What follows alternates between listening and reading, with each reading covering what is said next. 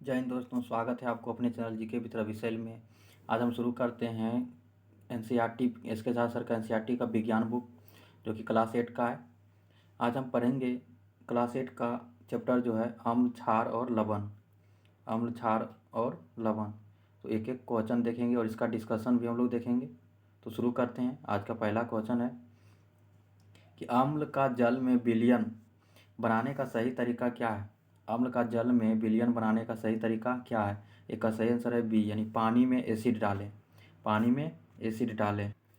एक का डिस्कशन है कि पानी में अम्ल मिलाना, पानी में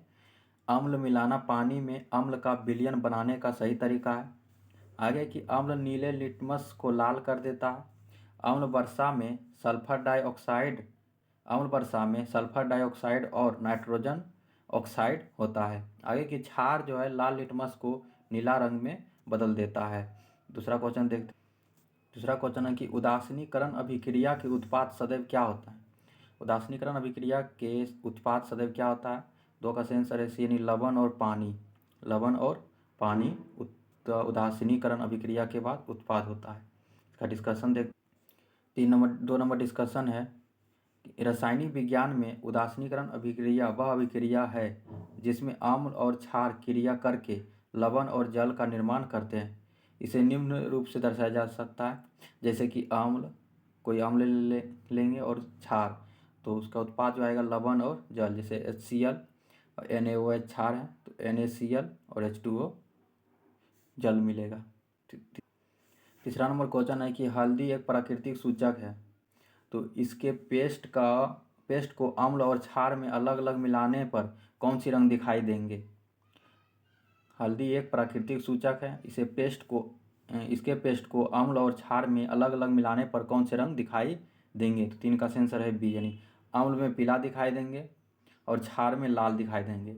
अम्ल में कैसा दिखाई देंगे, पीला, और क्षार में लाल दिखाई देंगे। इसका डिस्कशन देखते 3 नंबर डिस्कशन है कि हल्दी एक प्राकृतिक रूप में पाए जाने वाले पीले रंग का यौगिक होता है। जब अम्लीय विलयन जैसे हाइड्रोक्लोरिक अम्ल को इसमें डाला जाता है तो लाल से पीले रंग में बदल जाता है, और जब क्षार विलयन जैसे सोडियम और हाइड्रोक्साइड को इसमें डाला जाता है तो विलयन गुलाबी लाल हो जाता है। आगे 4 नंबर क्वेश्चन देखते हैं। 4 नंबर क्वेश्चन है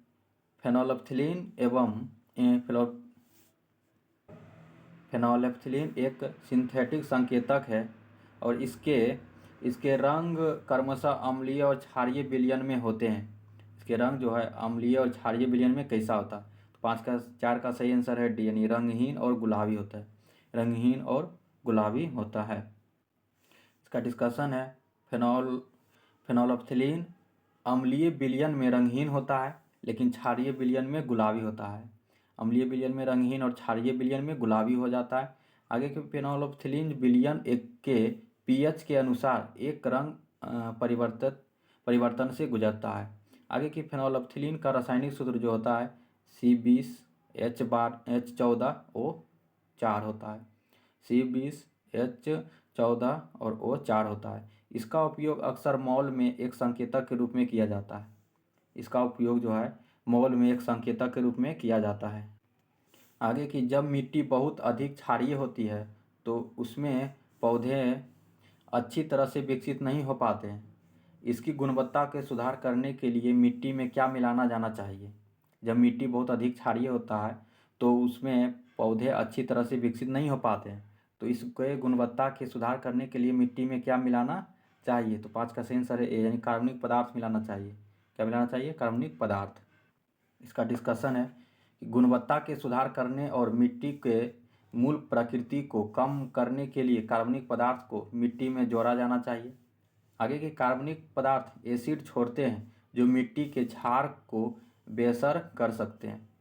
आगे है कि और इसलिए मिट्टी की गुणवत्ता में सुधार किया जा सकता है। आगे कि बिना बिझा हुआ चूना जैसे CaO क्षारीय होता है, इसलिए यह मददगार नहीं होगा। आगे कि कास्टिक चूना CaOH का होल 2 भी यह क्षारीय है और यह कम करने के मददगार नहीं होगा। आगे कि कैलेमाइन, इसका सूत्र होता है ZnCO3, ये भी क्षारीय है और ये कम करने की भी मददगार नहीं है। आगे 6 नंबर क्वेश्चन है कि एक प्राकृतिक रंजक लिटमस निम्नलिखित में से किसका अक्र है। एक प्राकृतिक रंजक लिटमस निम्नलिखित में से किसका अक्र है? 6 का सही आंसर है सी यानी काई का। किसका है? काई का। इसका डिस्कशन देखते हैं। 6 नंबर डिस्कशन है कि लिटमस जल में घुलनशील विभिन्न रंजकों का एक मिश्रण होता है जो थैलोफाइटा समूह के लाइकेन नामक पौधे से निकलता है। थैलोफाइटा समूह के लाइकेन नामक पौधे से निकलता है। आगे की प्रायः इसे सूचक की तरह उपयोग किया जाता है। लिटमस विलयन जब ना तो अम्लीय होता है ना क्षारीय, तब यह बैंगनी रंग का होता है। आगे है कि बहुत सारे प्राकृतिक पदार्थ जैसे लाल पत्ता गोभी, हल्दी, हाइड्रेंजिया, पेटूनिया, जेरोनियम जैसे कई फफूंदों की रंगीन पंखुड़ियाँ किसी विलयन में अम्ल एवं क्षारक की उपस्थिति को सूचित करते हैं। आगे 7 नंबर क्वेश्चन है कि उदासीनीकरण अभिक्रिया। क्वेश्चन है उदासीनीकरण अभिक्रिया है तो कौन सा उदासीनीकरण अभिक्रिया है? 7 का सही आंसर है डी यानी रासायनिक परिवर्तन जिसे उत्क्रमित नहीं किया जा सकता है वह उदासीनीकरण अभिक्रिया है। इसका डिस्कशन है उदासीनीकरण अभिक्रिया। यह एक रासायनिक अभिक्रिया है जिसमें एक अम्ल और एक क्षार एक दूसरे के साथ अभिक्रिया करता है। अम्ल और क्षार के साथ अभिक्रिया करता है तो नमक और जल मिलता है। आगे है कि उपरोक्त अभिक्रिया में नमक NaCl और पानी H2O देने के लिए अम्ल HCl और NaOH के साथ प्रतिक्रिया कर रहा है। इस प्रकार एसिड बेस द्वारा पूरी तरह से बेअसर हो जाता है। आगे इसके परिणाम स्वरूप लवण का निर्माण होता है और इसके अलावा अम्ल H+ आयन और क्षार OH- आयन मिलकर जल बनाते हैं। आगे कि जिसे उत्क्रमित नहीं किया जा सकता है। आगे है कि एक घोल हल्दी सूचक का रंग पीले से लाल में बदल देता है तो घोल कौन सा है? एक घोल हल्दी सूचक का रंग पीले से लाल रंग में बदल देता है तो इसका कौन सा सूचक है? तो 8 का सही आंसर है ए यानी क्षारीय है। कैसा है? क्षारीय। डिस्कशन है कि जब घोल हल्दी सूचक का रंग पीले से लाल में बदल देता है तो वह घोल क्षारीय होता है। अम्लीय माध्यम में pH मान 7 से कम होता है, क्षारीय माध्यम में pH मान 7 से अधिक होता है। जब हल्दी के कागज को सिरके या नींबू के रस जैसे अम्लीय घोल में डुबाया जाता है तो यह अपना रंग नहीं बदलते हैं। आगे के निम्नलिखित में से किस पदार्थ के सेट में एसिड है? किस पदार्थ के सेट में एसिड है? तो 9 का सही आंसर है डी यानी दही और सिरका में एसिड है। दही और सिरका में एसिड है। 9 का डिस्कशन है कि दही और सिरका में एसिड होता है।